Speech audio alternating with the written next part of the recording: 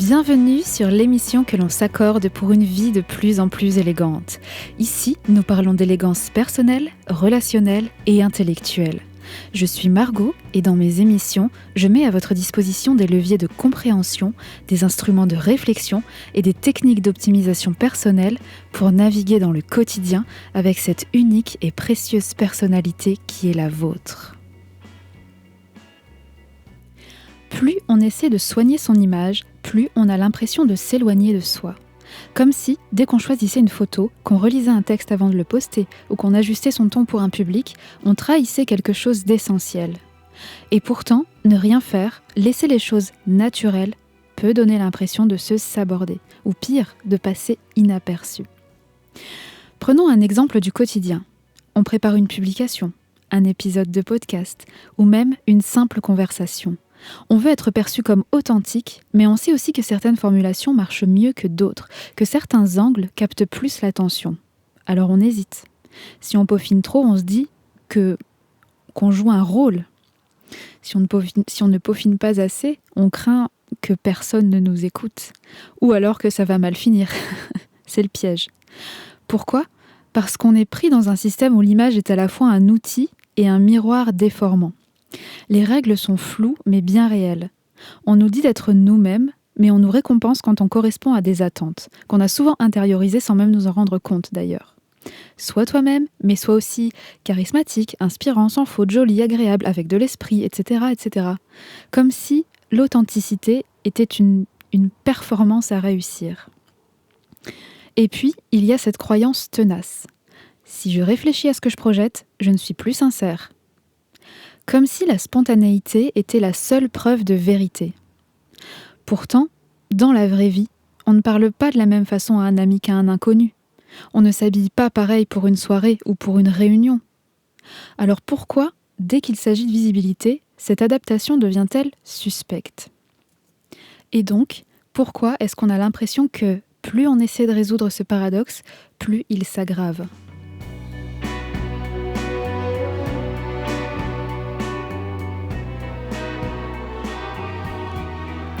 Alors, pourquoi est-ce qu'on a l'impression que plus on essaie de résoudre ce paradoxe, plus il s'aggrave ?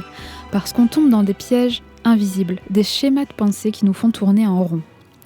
D'abord, il y a cette idée que l'authenticité, ce serait l'absence totale de calcul. Si je réfléchis trop à ce que je montre, je ne suis plus moi-même. Sauf que c'est une illusion. Même quand on croit être spontané, on suit des codes, des habitudes, des réflexes. Le vrai problème, ce n'est pas de travailler son image, c'est de croire qu'on devrait pouvoir s'en passer. Comme si l'authenticité était un état pur, intouchable, alors qu'elle est aussi une construction. Tout comme notre façon de parler, de nous habiller ou même de penser. Ensuite, on a tendance à osciller entre deux extrêmes. Soit on surjoue la transparence, je vais tout montrer, même mes doutes, pour prouver que je suis vraie, soit on se fabrique une personnalité ultra lisse, comme une armure en fait. Mais dans les deux cas, on finit par se sentir mal, on est trop exposé ou trop éloigné de soi. C'est soit l'un, soit l'autre. Et plus on force, plus on se surveille, plus on perd cette fluidité qui fait justement qu'on se sent authentique. Pire encore, nos tentatives de faire mieux aggrave souvent les choses. Par exemple, si on décide de ne plus rien calculer, entre guillemets, pour être soi-même, on se retrouve parfois incompris ou pire, invisible. À l'inverse, si on se conforme trop aux attentes, on a l'impression de devenir, forcément, un personnage. Je poste ce que les gens aiment, par exemple. Mais est-ce que c'est vraiment moi ? La frustration monte à ce moment-là, et on se met à douter de tout, et c'est tout à fait normal. Et c'est pas fini, bien entendu. Il y a aussi cette peur sourde. Si je ne suis pas parfait, on ne m'aimera pas. Alors on justifie, on explique, on se défend. Et on passe pour quelqu'un qui manque de confiance. Ou alors on copie ce qui marche chez les autres en se disant que c'est comme ça qu'il faut faire. Mais ça ne sonne jamais juste, parce que ce n'est pas notre voix. Le comble de tout ça, c'est que plus on essaie de résoudre le problème, plus on l'alimente. Si on se dit « je vais être à 100% naturel », on devient hyper conscient de soi et ça tue complètement la spontanéité. Si on se dit à l'inverse « je vais tout contrôler », on étouffe sous le poids de l'image. On est pris dans une boucle. Plus on veut être authentique, plus on se surveille, moins on l'est, tout simplement. En réalité, Le paradoxe ne se résout pas en choisissant un camp, en choisissant le camp de tout montrer ou de tout cacher, mais en changeant notre rapport à la question. Parce que le vrai problème, ce n'est pas l'image ou l'authenticité, c'est l'idée qu'il faudrait les opposer. C'est ça le problème. Le problème n'est pas dans nos actions, mais dans la structure même du jeu. On nous demande d'être à la fois des êtres humains, avec nos doutes, nos contradictions, mais on nous demande aussi d'être des personnages cohérents, faciles à suivre. Le paradoxe n'est pas dans notre façon d'agir, mais dans l'idée que l'authenticité et l'image s'opposent. En réalité, c'est le système qui nous pousse à croire qu'il faut choisir entre être vu et être soi. C'est une fausse croyance, ça. Et c'est justement cette pression qui nous fait douter de tout. Alors, comment sortir de cette boucle ? En changeant non pas ce qu'on fait, mais la façon dont on le voit.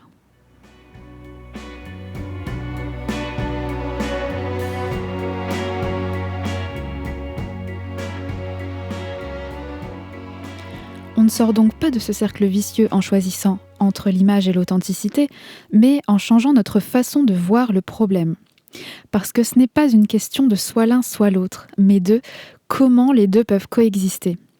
Et pour ça, il faut accepter une idée un peu dérangeante, qui est que l'authenticité n'est pas l'absence de stratégie, mais l'alignement entre ce qu'on est et ce qu'on montre, y compris dans la façon dont on le montre.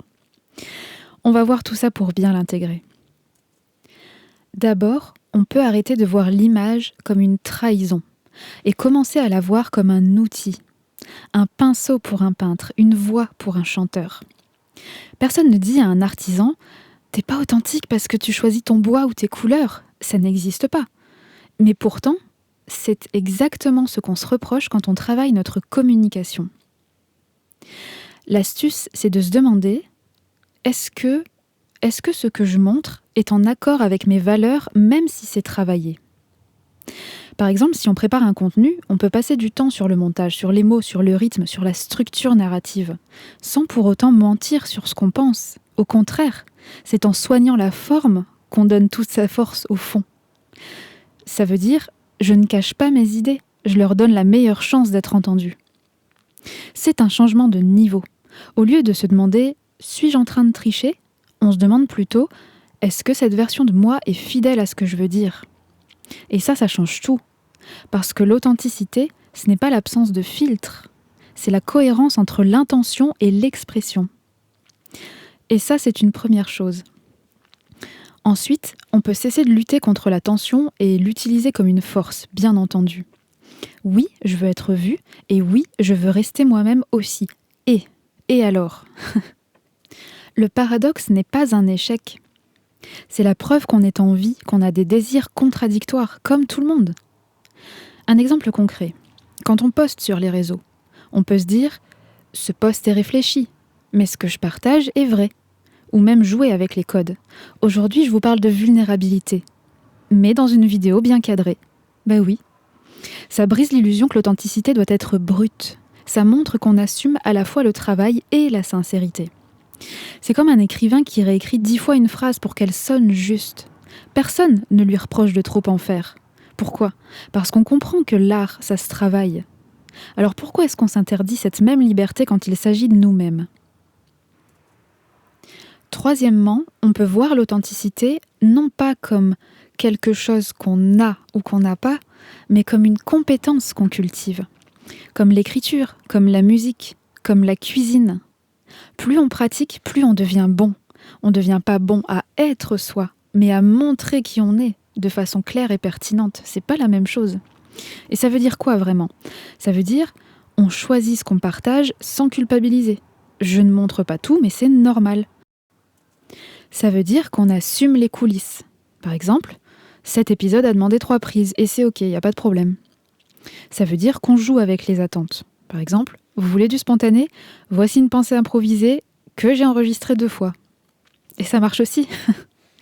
Vous savez, nous, les humains, avons besoin de cette intégrité personnelle, de ce jardin secret. On doit choisir ce qu'on montre au monde tout en sachant qui on est. L'intégrité personnelle, c'est cette paix intérieure qui naît quand on cesse de se mentir à soi-même. C'est pas une question de transparence absolue envers les autres, parce que Un être humain, c'est pas un livre ouvert en fait, et heureusement. C'est le droit de garder un jardin secret, cet espace invisible en fait, invisible aux autres, où l'on cultive ce qui n'est pas destiné au regard extérieur. C'est pas de la dissimulation, c'est de la sagesse. C'est reconnaître que certaines choses nous appartiennent, simplement parce qu'elles nous constituent, c'est tout. Chacun doit trouver la juste mesure de ce jardin. Ni trop grand pour pas s'isoler en fait, ni trop petit pour ne pas s'épuiser à tout montrer, parce que c'est quelque chose d'épuisant de tout montrer. Parce que l'équilibre ne vient pas de l'exposition, mais de la certitude que ce qu'on partage et ce qu'on tait sont deux faces d'une même vérité, en fait. On peut être authentique sans être complètement nu. On peut être entier sans être sans limite. L'intégrité, c'est cette voix qui murmure « T'as rien à prouver, mais tout à protéger ». Un autre déclic à avoir, c'est de réaliser que le paradoxe n'est pas un défaut personnel, mais c'est un piège du système en fait. On nous a appris que l'authenticité, c'était l'absence d'effort. Alors qu'en réalité, c'est l'effort d'être aligné. C'est l'effort d'être aligné avec soi, avec ses proches, avec son public, si vous en avez, avec ses valeurs. Au lieu de se demander « est-ce que je suis assez authentique ?», on devrait plutôt se demander « est-ce que ce que je fais me ressemble, en fait, même si c'est travaillé ? Est-ce que je me sens en paix avec ce que je montre ? Est-ce que je suis à l'aise avec ça ? Est-ce que ça nourrit mon projet ? Ou est-ce que ça nourrit juste mon ego ? Vous voyez, ça, c'est les bonnes questions du truc. Parce qu'au fond, le but, ce n'est pas d'être parfait, évidemment, ni même d'être à 100% soi, entre guillemets. Qu'il l'est, d'ailleurs. Et dans quel contexte ? Le but, ici, c'est d'être libre de choisir ce qu'on donne à voir sans se sentir coupable de le faire. C'est ça, c'est d'être à l'aise dans cette liberté. Et c'est là que le paradoxe se dissout. Pas parce qu'on a trouvé la solution magique, mais parce qu'on a arrêté de le voir comme un problème. Maintenant, comment passer de la théorie à la pratique ? Encore une fois, c'est bien beau de parler, mais qu'est-ce qu'on en fait ? Alors là, pour le coup, voilà un exercice pour s'aligner avec cette nouvelle façon de penser.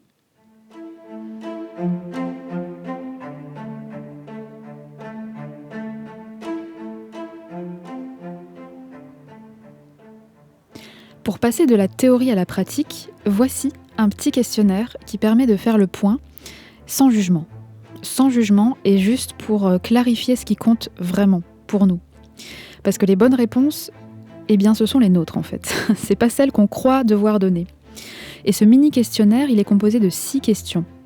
Et il est donc grand temps de prendre votre petit carnet d'études. Après ça, et pour terminer en beauté, je vous donne des pistes de réponses aux inévitables critiques que tout humain subit dans sa vie. Alors, quand vous aurez fait le point grâce à ce questionnaire, vous pourrez vous réaligner très facilement ensuite. Vous allez voir. Donc, la question numéro 1, c'est quand vous partagez quelque chose, que ce soit un post, une idée, une émotion, que sais-je, est-ce que vous le faites parce que vous en avez envie ou parce que vous croyez que c'est attendu de vous ? Est-ce que vous le faites en vous sentant aligné avec vous-même, avec vos valeurs, tout ça ? Ou est-ce que vous le faites en espérant une réaction précise ? Très bonne première piste. La deuxième question, c'est est-ce que vous vous sentez coupable quand vous ne montrez pas tout ? Et si oui, est-ce que cette culpabilité vient de vous ou est-ce que ça vient d'une pression extérieure ? Deuxième très bonne piste. Troisième question. Quand vous travaillez votre image, que ce soit un texte, que ce soit une photo, une prise de parole, est-ce que vous le vivez comme une trahison, en mode « je suis plus moi-même » ou est-ce que vous le vivez comme un outil, en mode « je choisis comment exprimer qui je suis » ? Quatrième question. Si quelqu'un vous dit que vous calculez trop, est-ce que vous vous sentez blessé parce que vous avez l'impression d'avoir échoué à être naturel, entre guillemets ? Ou est-ce que vous vous sentez plutôt serein parce qu'en fait vous savez très bien que votre intention était juste ? Cinquième question.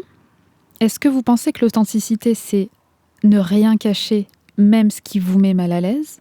Est-ce que pour vous, c'est ça, l'authenticité ? Ou est-ce que c'est plutôt choisir ce que vous partagez en assumant que certaines choses n'appartiennent qu'à vous-même ? Sur ce genre de questions-là, réfléchissez pas trop. Parce qu'en fait, c'est quelque chose qui se ressent plutôt que quelque chose qui se réfléchit. Et en fait, pour vous analyser, il faut que vous analysiez la première réponse qui vous vient spontanément. Parce qu'en fait, c'est très simple, c'est très naturel. Vous connaissez la bonne réponse, entre guillemets. Mais c'est vraiment ce que vous ressentez à ce moment-là qui va être révélateur, en fait. Et donc, la 6e question, c'est quand vous voyez quelqu'un soigner son image, qu'est-ce que vous pensez ? Est-ce que vous pensez qu'il n'est pas sincère ? Ou est-ce que vous pensez qu'il assume son projet et que c'est tout à fait légitime ?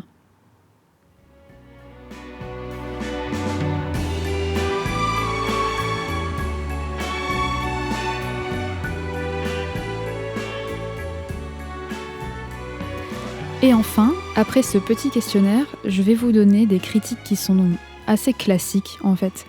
Et je vais vous donner les réponses à ces critiques. Alors quand je vous dis que je vais vous donner les réponses, c'est pas que vous devez répondre ça. C'est qu'en fait, si votre manière de penser a changé, c'est naturellement ce genre de réponse qui devrait vous venir. C'est plutôt dans ce sens-là. J'espère que je me fais bien comprendre. Alors, première critique. Si tu montres pas tout, c'est que tu caches des choses. Bien sûr, comme un écrivain cache ses brouillons, comme un peintre cache ses esquisses, comme un musicien cache ses fausses notes.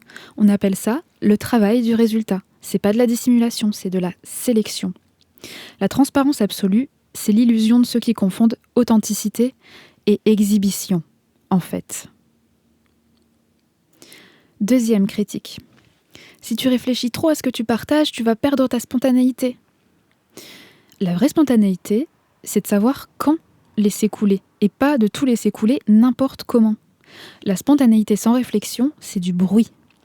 La réflexion sans spontanéité, c'est de la raideur. Mais les deux ensemble, ça s'appelle de l'art. Non, bon, ça c'est un peu cynique, mais vraiment, les deux ensemble, la spontanéité et la réflexion ensemble, ça donne un résultat travaillé et respectueux. Autant pour celui qui donne que pour celui qui reçoit. Troisième critique. Ah, les gens préfèrent les personnes naturelles. Les gens, ce qu'ils préfèrent, ce sont les personnes authentiques. Et l'authenticité inclut le droit de ne pas tout dire. Ceux qui ne jurent que par la magie de l'instantanéité sont aussi ceux qui confondent un selfie sans filtre et un portrait. Un portrait peut être très naturel et pour autant il est travaillé. Et bien qu'un selfie sans filtre et un portrait soient tous les deux charmants, ce n'est pas les mêmes charmes. Troisième critique. Quatrième même, tant que j'y suis. Quatrième critique. T'es bien prétentieux de penser comme ça. Le vrai problème, c'est de confondre confiance et arrogance. La prétention, c'est de croire qu'on peut plaire à tout le monde. L'audace, c'est d'assumer qu'on ne plaira pas à tous et de continuer quand même. Et pour terminer, mes bons amis, j'aimerais vous partager une dernière chose. C'est qu'on passe souvent plus de temps à craindre le jugement des autres qu'à vivre selon nos propres règles, évidemment. On s'imagine des regards sévères, des attentes écrasantes, alors qu'en réalité, les gens perçoivent bien moins nos hésitations qu'on le croit. Vraiment. Leur attention est tournée vers eux-mêmes, tout comme la nôtre l'est tournée vers nous, c'est normal en fait. L'élégance, c'est de lâcher cette pression auto-imposée. De comprendre que l'authenticité, ce n'est pas un spectacle, mais c'est un équilibre entre ce qu'on donne et ce qu'on garde, entre l'image qu'on cultive et la personne que l'on est. La clé n'est pas de choisir entre être vu et être soi, mais d'assumer que les deux peuvent coexister, pas parce qu'on a tout résolu, mais parce qu'on a arrêté de tout opposer. Laissons à notre jardin secret le droit d'exister, parce que c'est là, justement, que tout prend racine. À la semaine prochaine.